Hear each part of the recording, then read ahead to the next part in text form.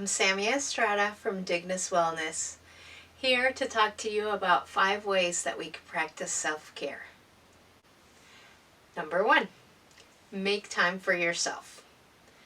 One of the biggest hurdles that I hear from my clients is, I just don't have enough time for self-care. I get that. We live really busy lives, but self-care is just as important as any of the other things in your date book, and as such, it deserves its own place there.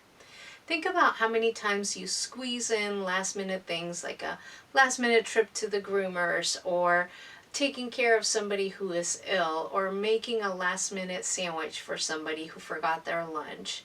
There's so many things that we squeeze into our schedule and somehow deem important enough to make it there. And self-care should be one of those things. So make time for yourself. And don't forget that self-care sometimes is about doing more things, like listening to your favorite song, taking a nice bath, going for a massage, going for a walk. But also self-care sometimes is about doing less. Maybe taking some of those tasks off of your date book. Number 2, take care of your body.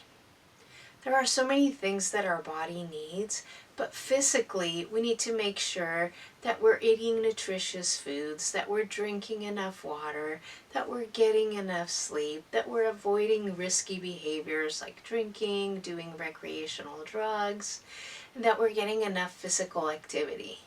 I know that it's impossible to do everything perfectly every single time, but the more we keep these things in mind and the more we make it a practice, the better our body will feel and the more it will thank us and be able to do more for us. Number 3, manage your stress. There are so many things that can be stressors in our life. It can be things like something that's happening at home, within our family, can be in the community, can be in our nation or our world, politics, etc. But having a regular stress management practice can help us to be more resilient to those stressors. The stressors will still be there, but our body will be able to handle them differently. It doesn't matter which one you choose. You might choose yoga or meditation or Tai Chi or mindfulness or guided imagery. There are so many out there to choose from. What's important is that you make it a regular practice so that your body every day starts to become more and more resilient to these stressors and can handle them different. Number 4, engage in activities that fulfill you. Many times it's just these activities that we throw out of our date book when we start to get busy. But these are the exact activities that nurture us and keep us going. Doing things like going out in nature, or even better, being physically active in nature, what we call green exercise, can be really beneficial. Nurture has a way of soothing us and recharging us.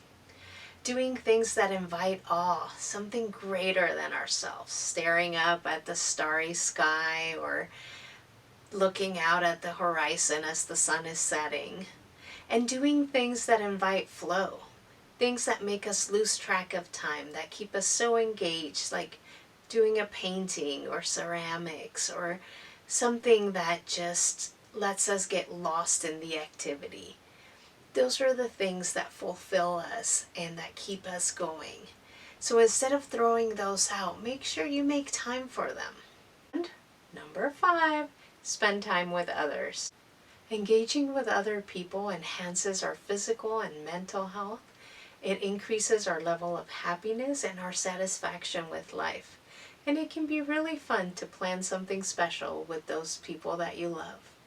Whether it's an outing to a coffee shop with a friend, a surprise visit to a family member you haven't seen in a long time, a quick phone call in between activities, or maybe even when you're heading from one place to another. And don't forget about your furry friends, they count too. Well, there you have it, folks. 5 ways to engage in self-care. I hope you like them, and I hope to see you next time. Take care.